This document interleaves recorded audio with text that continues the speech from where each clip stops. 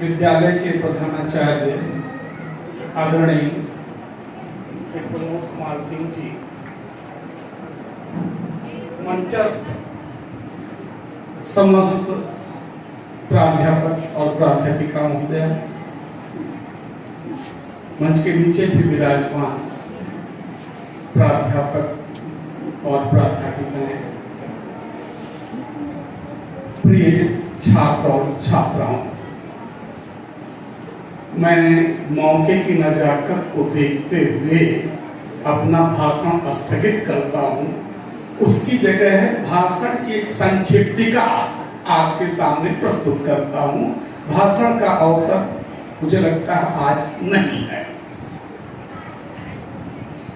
कई प्राध्यापक साथियों ने जो बातें की, अगर उन्हीं से कुछ संदर्भ लेकर के मैं कुछ बातें करूं तो जो आपने विषय दिया है उस पर भी बात कर सकता हूं और आप सब की बातों पर अपनी प्रतिक्रिया भी व्यक्त कर सकता हूं। मित्रों, मैडम ने बताया कि बड़ी प्राचीन भाषा है हिंदी। नहीं, ये सही है, भाषाओं का स्रोत पुराना है, लेकिन ये भाषा आधुनिक आर्य भाषा है। हमारा जो भाषा वैज्ञानिक वर्गीकरण है, भारतीय पारिवारिक संदर्भ में भी देखें तो सबसे पहले भारतीय संदर्भ में, भारतीय आर्य भाषाओं के संदर्भ में पहले वैदिक संस्कृत, लौकिक संस्कृत, पाली, प्राकृत, अपभ्रंश और उस अपभ्रंश से निकली हुई तमाम हमारी जो भारतीय आर्य भाषाएं हैं, जिनमें सौर से भी अपभ्रंश से निकली हुई पश्चिमी हिंदी और उस पश्चिमी हिंदी से निकली हुई खड़ी बोली। हम मागधी के क्षेत्र में हैं और इस मागधी से बांग्ला, असमिया, उड़िया और बिहार की तीनों बोलियां, भोजपुरी, मैथिली और मगही, ये सब निकलती हैं। अर्धमागधी से भी निकलती है। और अगर ठीक से देखा जाए तो यद्यपि हिंदी साहित्य के इतिहास के संदर्भ में, जिसको धनंजय भाई रेखांकित कर रहे थे, अगर देखा जाए तो सरहपाद, स्वयंभू, हेमचंद्र, अमीर खुसरो से लेकर अभी हमारे साथी जो पवन जी और एक और साथी जो कविता पढ़ रहे थे, उन तक की जो यात्रा है, रमेश जी शायद नाम है, हाँ, तो यहाँ तक की यात्रा मैं उदाहरण देके तमाम बता सकता हूँ कि भाषा में कैसी भिन्नता है। और ये भाषा राजस्थानी, ब्रज, अवधी, भोजपुरी, ये तो साहित्य की इस खड़ी बोली के पहले मुख्य भाषाएं हुआ करती थी। एक लंबे समय तक ब्रज भाषा हिंदी साहित्य की भाषा होते रही है। व्यवस्थित रूप से, निश्चित रूप से हमें खुसरो से हम बात कर सकते हैं। जिहाले मुस्की, उगल तबा फल देवा, दुराए लेना, बदाए बतियां, किताबे हिस्सा, नदार भेजा, नलाए, नले हुकाहे लगाई छतियां, वहां से शुरू करके और आज तक जो भाषा का विविध रूप है, उस पर तमाम उदाहरणों से 40-50 तरह की भाषा का जिक्र अभी सुजीत दास जी से रेखांकित कर रहे थे। भाषा का के विविध रूप हिंदी के हम रेखांकित कर सकते हैं। तो ये विकास पूरा जो है भाषा का, वह व्यवस्थित रूप से जिस खड़ी बोली का हम आज उपयोग कर रहे हैं, 1800 में फोर्ट विलियम कॉलेज कलकत्ता में पहली बार हिंदी नहीं हिंदुस्तानी की पढ़ाई आरंभ होती है, ध्यान रहे। और इसी में कई नजरुल वाली जो बात कह रहे थे, इकबाल के शेर के माध्यम से अगर मैं अपने जनपद के प्रसिद्ध शायर उर्दू के भी मुनव्वर राना का जिक्र करूं, रैडी उनका जन्म स्थान है, तो कहते हैं लिपट जाता हूं मां से और मौसी मुस्कुराती है। मैं उर्दू में गजल कहता हूं, हिंदी मुस्कुराती है।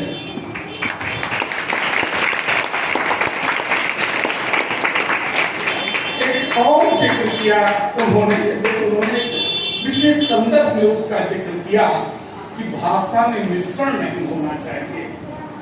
यह भाषा के प्राध्यापक के लिए तो ठीक है, हम उर्दू के अध्यापक हो, हम हिंदी के प्राध्यापक हो, हम बांग्ला के अध्यापक हो, हमारे लिए तो ठीक है कि भाषा में मिश्रण नहीं होना चाहिए।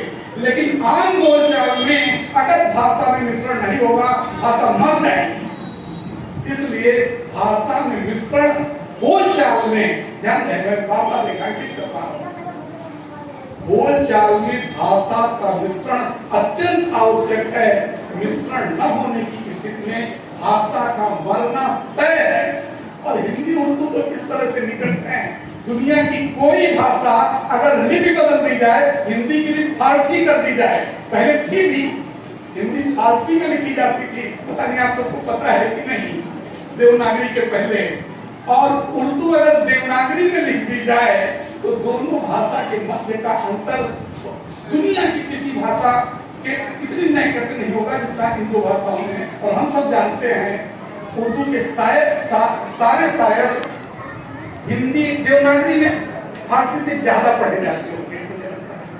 तो इसलिए ये मिश्रण, और हिंदी के संदर्भ में ये मिश्रण अत्यंत आवश्यक है, क्योंकि अगर हम उदार रहेंगे तभी हम बांग्ला से प्रभावित हिंदी को अच्छी हिंदी मान लेंगे, उसमें सौंदर्य देखेंगे।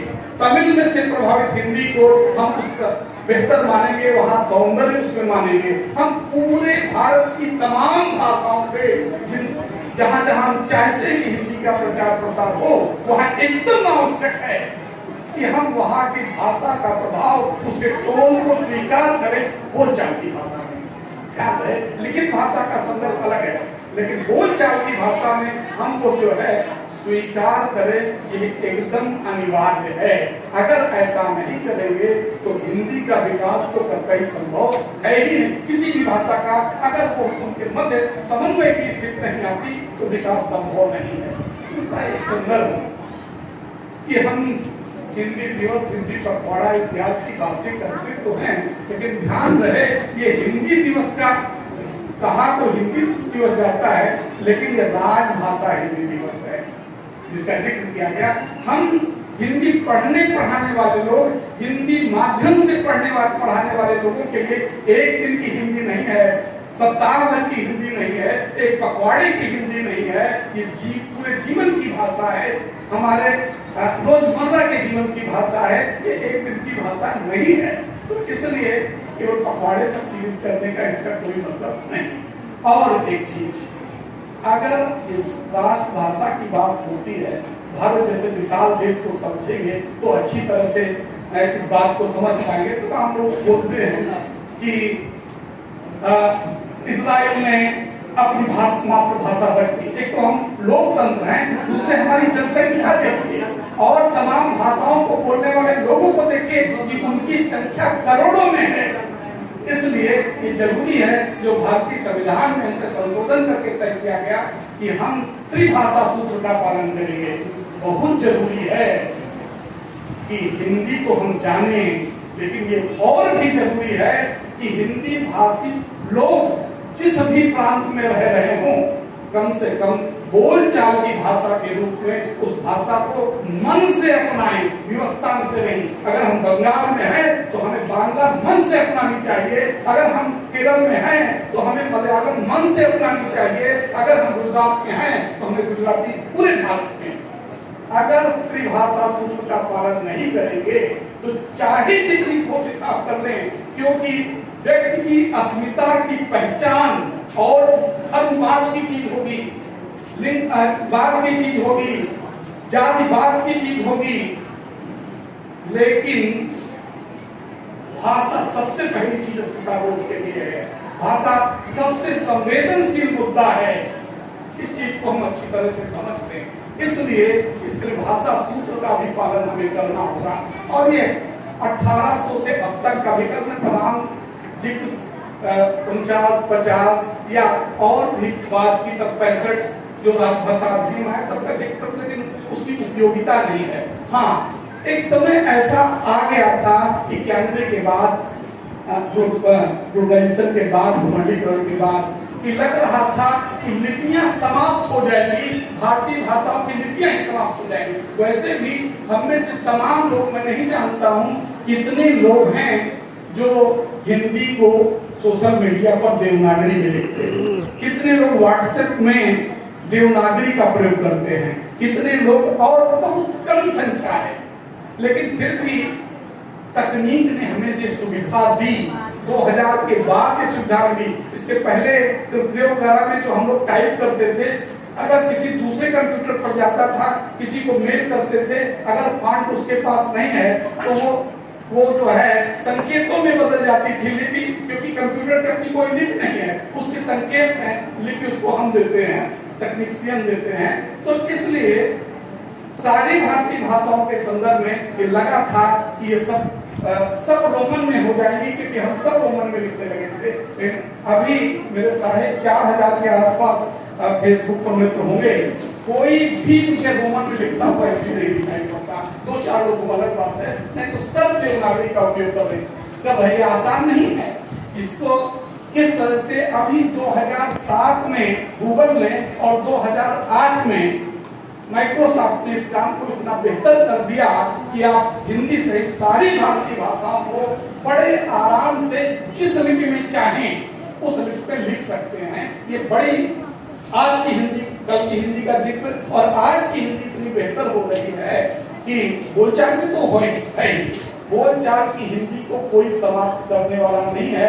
उसके लिए रोना एकदम बेकार है। दुनिया की तीसरी भाषा आप जबरदस्ती थोप नहीं रहे, आप एक लोकतंत्र हैं, आप मंदारिन की तरह ये नहीं कर रहे हैं कि नहीं आपको ये भाषा पढ़नी ही होगी, एकदम अनिवार्य है, थोप नहीं रहे हैं चीन की तरह या अंग्रेजी की तरह। ऐसी स्थिति हमारे यहाँ नहीं है कि ज्ञान विज्ञान के सारे प्रयोग, सारे नए जितने हमारे पास जितना भी आविष्कार हो रहा है उस भाषा के माध्यम से हम तक पहुंच रहा है। ऐसी भी स्थिति हिंदी की नहीं है।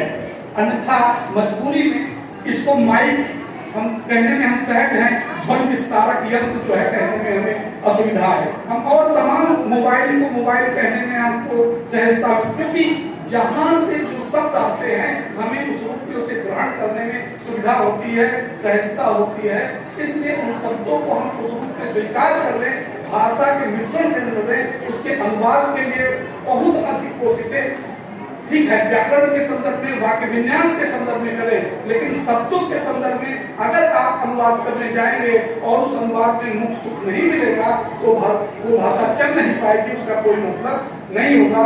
इसलिए ऐसे शब्दों को बड़ी सहजता के साथ हमें स्वीकार कर लेना चाहिए। यद्यपि उसके लिए भी लगातार प्रयास चल रहे हैं। अभी 1971 में वैज्ञानिक शब्दावली पहले 61 में बना, 71 में अनुवाद आयोग बना, बहुत काम हो रहा है। और सबसे बड़ी बात, आने वाले 5 साल, अधिकतम 10 साल, आप सब लोग जिन लोगों ने सोशल मीडिया पर, फेसबुक वगैरह पर अपनी मातृभाषा को केंद्र में रखकर या उसका सिस्टम में भाषा को लगा रखा हो कि हम बांग्ला, हिंदी, उर्दू या जो भाषा में हम पढ़ना चाहते हैं, किसी भी भाषा का रूपांतरण बड़ी सहजता के साथ आपकी भाषा में, जो आप भाषा वहां आपने चिन्हित कर रखी है उस भाषा में हो जाता है। आने वाला कल जो है भाषाओं के संदर्भ में लिपियों का महत्व समाप्त होने वाला है, क्योंकि बड़ी अभी तक था कि अनुवाद ठीक ढंग से नहीं होता। जैसे अंग्रेजी का एक वाक्य है फीलिंग क्रेजी, और उसका हिंदी अनुवाद आता है पागल महसूस कर रहा हूं। अब ये मूर्खताएं थी, लेकिन आज ये स्थितियां हैं कि लिपि में जो परिवर्तन हो रहा है या जो अनुवाद हो रहा है वो इतना सटीक हो रहा है, इतनी कम समय में, जितने समय में हमारे बच्चे भाषा ठीक से नहीं समझ पाते, उससे कम समय में तकनीक हमारी भाषा को इस रूप में रेखांकित कर रही है कि आने वाले समय में लिखी हुई भाषा का कोई मतलब ही नहीं रह जाएगा। आप जिस लिपि में चाहेंगे और जिस भाषा में अनुवाद चाहेंगे, मात्र 10 वर्ष के अंदर। ये हम नहीं कर रहे, ये जो है मूलतः हिंदी के विद्वान या दूसरी भाषाओं के विद्वान सीधे सीधे नहीं कर रहे हैं। ये काम जो टेक्नीशियंस हैं, जो भाषा से जुड़े हुए हैं, जो तकनीक के क्षेत्र में काम कर रहे लोग हैं, वो कर रहे हैं। तो आने वाले समय में ये भाषा के संकट इस तरह ऐसे भी आई काम का उपयोग इतनी बेहतर ढंग से हो रहा है कि वहाँ भाषा भी चिन्ह मात्र हो गया है।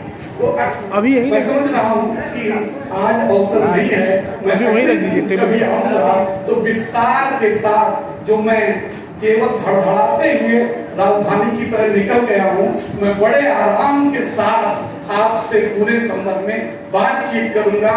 लेकिन ध्यान रहे कि आने वाले समय में भाषाएं बड़ा मुद्दा, हम अभी लड़े, लेकिन 10 साल के अंदर ऐसी स्थितियां आने वाली है कि भाषाएं बाधक नहीं होंगी। जो हम ये सारी बातें कर रहे हैं, भाषाओं की बात करने वाले हल्के लोग नजर आएंगे, क्योंकि ठीक उसी तरह जैसे हम किसी धर्म में जन्म ले रहे हैं, तो पहले बड़ा अहंकार होता था, हम अमुक धर्म में पैदा हुए, बड़ा अहंकार था कि हम अमुक जात में पैदा हुए, बड़ा अहंकार रहता था कि हम अमुक क्षेत्र में पैदा हुए इसलिए हम विद्वान ही होंगे। आज वे अहंकार समाप्त है, और अगर उन अहंकारों पर कोई बात कर रहा है तो वो हल्का माना जाता है, उसको बहुत अच्छा नहीं माना जाता कि हम धर्म के आधार पर अपने को श्रेष्ठ माने, हम जाति के आधार पर अपने को श्रेष्ठ माने, हम क्षेत्र के आधार। आने वाला समय है आप भाषा के आधार पर भी अपने को श्रेष्ठ नहीं मान सकते, क्योंकि जिस तरह धर्म, जाति, क्षेत्र हमारे अपने चुनाव नहीं है, उसी तरह भाषा हमारा चुनाव नहीं है। एक भाषा, हम हिंदी भाषा परिवार में पैदा हुए, इसमें हमारा कुछ किया धरा नहीं है। हम बांग्ला भाषी परिवार में पैदा होंगे, उसमें भी हमारा कुछ किया धरा नहीं है। हम उर्दू भाषी परिवार में पैदा होंगे, केवल उसका विकास। और मित्रों, बस एक अंतिम बात, प्यारे बच्चों, खास करके आपसे, और कुछ करें न करें, बस एक काम करें, ठीक सारी पढ़ाई का अंत एक संदर्भ अगर आपको ठीक ढंग से आ जाए कि हम अपनी और दूसरी भाषाएं छोड़िए, अपनी मातृभाषा में, जिसकी जो मातृभाषा हो, मैं भाषाओं को संकीर्ण नजरिए से नहीं देखता, जिसकी जो मातृभाषा हो उसमें हम जो कुछ कहना चाहते हैं, शब्दों की कमी ना आए, हम अपनी बात को ठीक ढंग से कह सके, ये जरूर सीख लें।